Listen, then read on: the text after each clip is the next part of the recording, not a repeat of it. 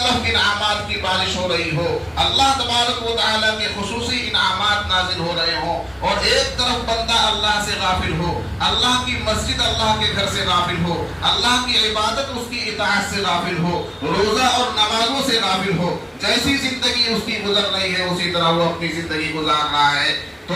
مجھے بتائیے کہ اس کی ہلاکت کے لیے اور اس کی حرمہ نصیبی کے لیے اس سے بڑی بات کیا ہو سکتی ہے؟ پھر اس سے زیادہ محروم آدمی کون ہو سکتا ہے؟ اس لیے حضرت جبریل علیہ السلام نے بددعا کی کہ ایک طرف انعامات کی بارش ہو رہی ہے اور ایک طرف آدمی غافل، وہ اپنے آپ کو روزہ رکھ کر بخشش کا اور اللہ کی مغفرت کا اور اللہ کی جنت کا مستحق نہیں بنا لیتا۔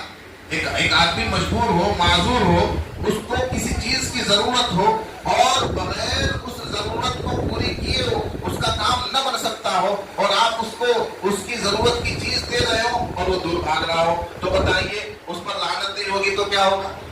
اس سے زیادہ محروم آدمی کوئی ہوگا یا نہیں ہوگا؟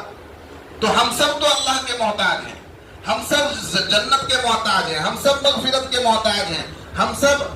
دنیا میں کتنے دن کے لیے آئے؟ بہت معمولی زندگی لے کر آئے ہیں، 4 دن کی زندگی ہے، یہ دنیا معمولی ہے اور یہ دنیا چھوڑ کر ہر کسی کو چلے جانا ہے۔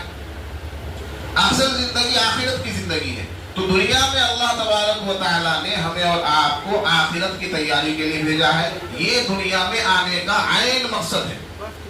کہ آخرت کی تیاری ہو جائے۔